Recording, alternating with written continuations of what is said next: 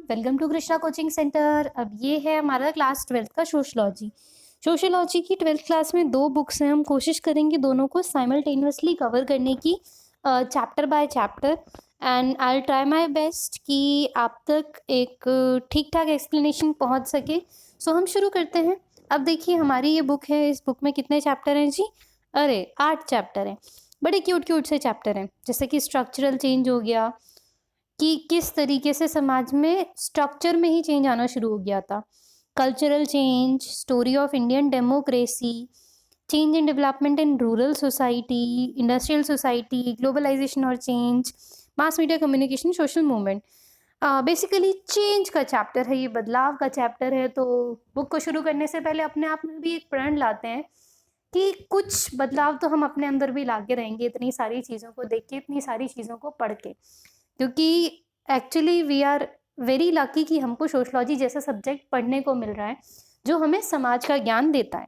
तो जी भगवान का नाम लेके शुरू करते हैं अपना पहला chapter, that is structural change. अब देखिए इसके पीछे ना बड़ी प्यारी प्यारी फोटो देते हैं ये। तो इन तस्वीरों का बड़ा अच्छा मतलब भी होता है। जैसे आप देखिए इसमें एक सोफा दे रखा है। क्या है ये? अब सोफा का सेंस क्या बनता है यहाँ पे देने का? तो सिंपल ये है कि पहले तो नहीं हुआ करते थे सोफे, और इतने डिज़ाइन वाले तो बिल्कुल भी नहीं हुआ करते थे। सो ऐसा क्या हुआ कि समाज में चेंजेस आने शुरू हुए और डेवलपमेंट के हिसाब से हमारा बहुत कुछ डेवलप हुआ। तो हमने घर में वो दड़ी या जो भी होता था नीचे बिठा देते मेहमानों को, या तखत वगैरह होता था। फिर धीरे धीरे सोफ़ा का काम आ गया। ऐसे ये घर बार दे रखे हैं सब चीज़ें, बार नहीं सिर्फ घर। ज़्यादा खुश होने की ज़रूरत नहीं है। सो सोशल चेंज। अरे अब इसमें इन्होंने कुछ ऐसी कहानी किस्से से दे रखे हैं कि understanding the present usually involve some grasp of the past. कि अगर हमें हमारा आज समझना है ना, तो हमें हमारे कल में झांक के देखने की ज़रूरत है। वाह, कितनी बड़ी लाइन कह दी! ऐसा लग रहा है कि किसी कवि ने ही लिख दी है। So this hold true probably as much for an individual और social group as for an entire country such as India. So ये जो है ये एक इंडिविजुअल पे भी लागू होता है, एक ग्रुप पे भी लागू होता है, और इंडिया जैसी बड़ी कंट्री पे भी लागू होता है। कि आज समझना है ना, तो कल की तरफ एक बार झांक के देख लीजिए कि कल क्या हुआ था। So India has a very long and rich history. India का हिस्ट्री बहुत बड़ा है। So while knowing about the past in ancient and medieval time is very important. फिर जो कॉलोनियल एक्सपीरियंस हमारा हुआ, भाई ब्रिटिश आए, फ्रेंच आए, डच आए, भाई किसी ने छोड़ा नहीं बस हमें। So this is not just because बहुत सारे modern ideas and institution India पहुँचे through colonialism. It is also because कि ये जो एक्सपोजर था मॉडर्न आइडियाज़ का, वो बड़ा कॉन्ट्राडिक्टरी था एंड पैराडॉक्सिकल था। कॉन्ट्राडिक्टरी एंड पैराडॉक्सिकल कैसे? कि हम ना वेस्टर्न थॉट से बहुत ही अलग थे, पूरी सोच ही हमारी अलग थी। एंड जब वो वेस्टर्न वाली सारी चीज़ें होती है तो हमारी सोच से वो चीज़ें टकराई कि यार क्या ये सही है? फॉर एग्जाम्पल, जब हम कॉलोनियल पीरियड में थे, हम वेस्टर्न लिबरलिज्म के बारे में पढ़ते थे एंड फ्रीडम के बारे में पढ़ते थे, and yet they lived under western colonial rule that denied Indian liberty and freedom. अब कॉन्ट्राडिक्टरी एक और तरीके से था कि जो वेस्टर्न लोग का पढ़ाई होता था ना, वेस्टर्न चीज़ें, उसमें वो बहुत बड़ी बड़ी बातें पढ़ाते थे कि कैसे वेस्टर्न लोग लिबरलाइज हुए, अलग हुए, कैसे उन्होंने फ्रीडम की डिमांड रखी। वहीं दूसरी ओर वो हमें फ्री करने से मना करते थे। इट्स लाइक कि तुहाडा कुत्ता टॉमी, साडा कुत्ता कुत्ता। ये वाली पूरी बात तो बिल्कुल सही बैठ रही है यहाँ पे। So it is contradiction of this kind that shape many of the structural and cultural changes.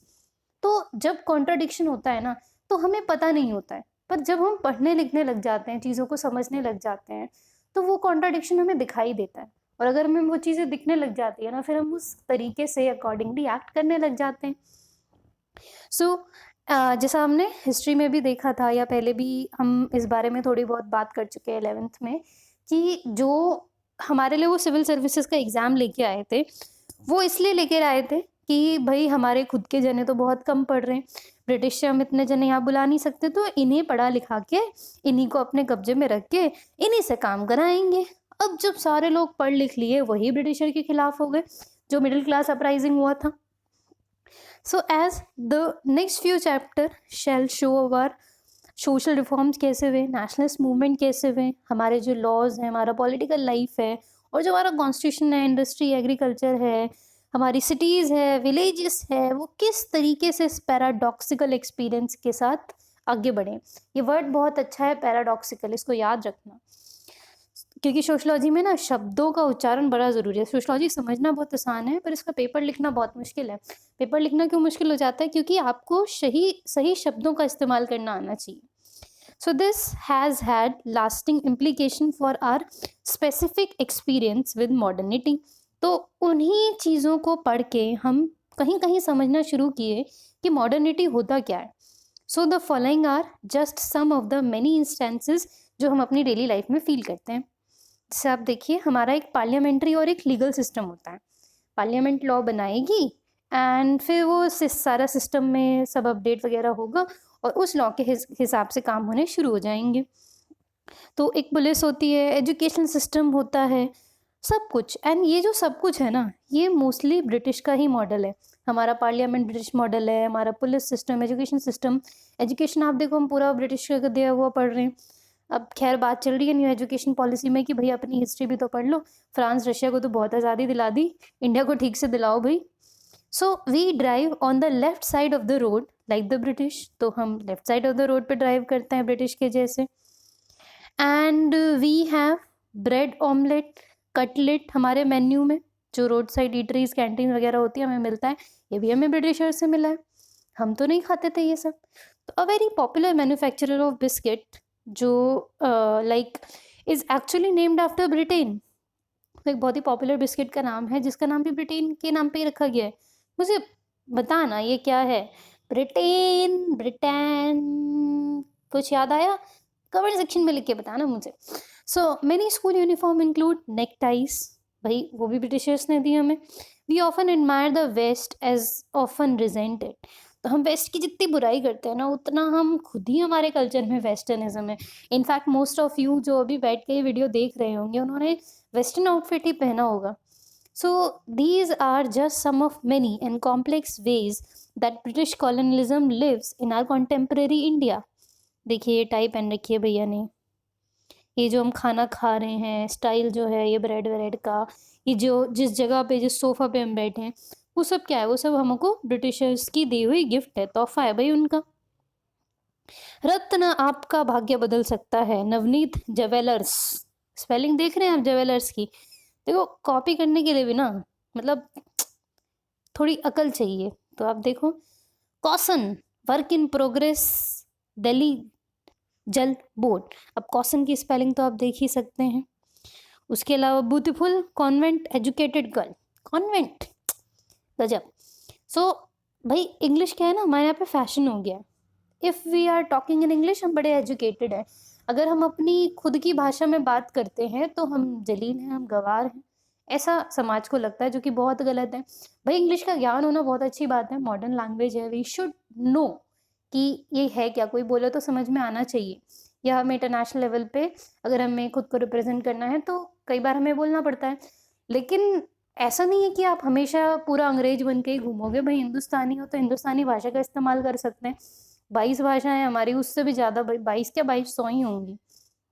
तो अपनी भाषा में बोलो ना, कोई दिक्कत नहीं है। बट ठीक है, हमारा सेंस कैसा बन गया? अब देखो अंग्रेज आ तो चले गए, लेकिन हमारे दिमाग में बड़ी सारी बातें बसा के चले गए। इतने सारे सालों तक उन्होंने रूल किया था, तो उन चीज़ों को निकालने में बहुत समय लगेगा। जैसे उन्होंने क्या सिखाया कि जो इंग्लिश बोलेगा वो इंटेलिजेंट है, ठीक है जी, और वो चीज़ आज हमें देखने को मिलती है। उन्होंने बोला काले लोग खराब होते हैं, brown people, black people are bad and white people are good, कि वाइट पीपल को तो भगवान ने बनाया है एंड ब्लैक वाले, ब्राउन वाले अनसिविलाइज लोग होते हैं। और ये सब चीज़ें भी हमारे दिमाग में बस गई। We were originally not white, हम ओरिजिनली ब्राउन ही कलर के थे, अगर हम थोड़ा बैक में जाएं, अपने इतिहास में जाएं तो।